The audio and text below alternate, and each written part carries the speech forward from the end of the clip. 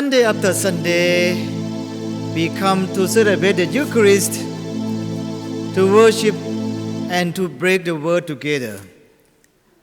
Today's reading, as always, showing us in so many ways the balance between action and reflection, the vital importance that hospitality plays in all aspects of our lives, and the role of women in our ministries and our church. Jesus speaks of one thing as necessary for us who follow him: being open to receive the message and being receptive to the mystery of Christ as he comes to us through one another. In today's gospel, Martha has been taken by many as a reproach by Jesus to poor Martha when she complained about her sister Mary not being more helpful. But we know from Jesus' own life how active he always was for us, how he came into this world and lived a very active life, died a painful death. Even after he rose from the dead, he appeared many times to the apostles, instructing and encouraging them. No doubt Jesus appreciated Martha's effort and hospitality, not least because he himself benefited, but above all, because Jesus was always stressing the importance of hospitality and reaching out and taking care of the poor and the dispossessed among us. Have we lost completely the virtue of hospitality as we debate these days? Or are we hostile to the poor or the immigrant among us? What a wonderful example we receive today from Abraham as he and Sarah welcome and feed the three strangers. Their lives are transformed. For the visitors tell them, this time next year, Sarah will have a son. Is not that what happened to us as we receive the food from the altar in our Eucharist? We become all the Christ when we welcome the stranger, the poor man or woman or child. When we receive kindly the immigrant, we break down barriers of suspicion, fear, and anger, and we are transformed into brothers and sisters.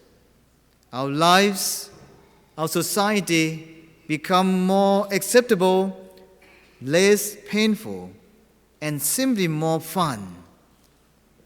Whatever Jesus was saying to Martha in today's gospel, he was not reproaching her for her activity and generous hospitality. What he may have been doing is telling us there are many ministries in life and in the church, and that the roles of Mary's and Martha's should be embraced and respected by us all. So today I have a picture on the screen. You will see a picture of a monk. If you ever visit Thailand, you will see early every morning the Buddhist monks leave their monasteries with their baking bowls. As they go along, people wait for them and place rice and food in their bowls. To the visitors, at first, this may seem unfair. The monks taking food from the poor people. What is happening is a reversal of roles. The people feel blessed because they are feeding the monks, and the monks become benefactors as they bring grace and blessings to the poor. This also can and will happen to us when we reach out to the poor and the immigrant. Instead of feeling being put upon and exploited, we become recipients of their love and friendship. And the real message of the gospel becomes a reality in our lives. In many of our parishes today, we appoint a few to greet and welcome the newcomer and the stranger who may join us for Mass. Please, this should be a way of life for every one of us here, not just for the few. Some of us are shy or feel uncertain with newcomers.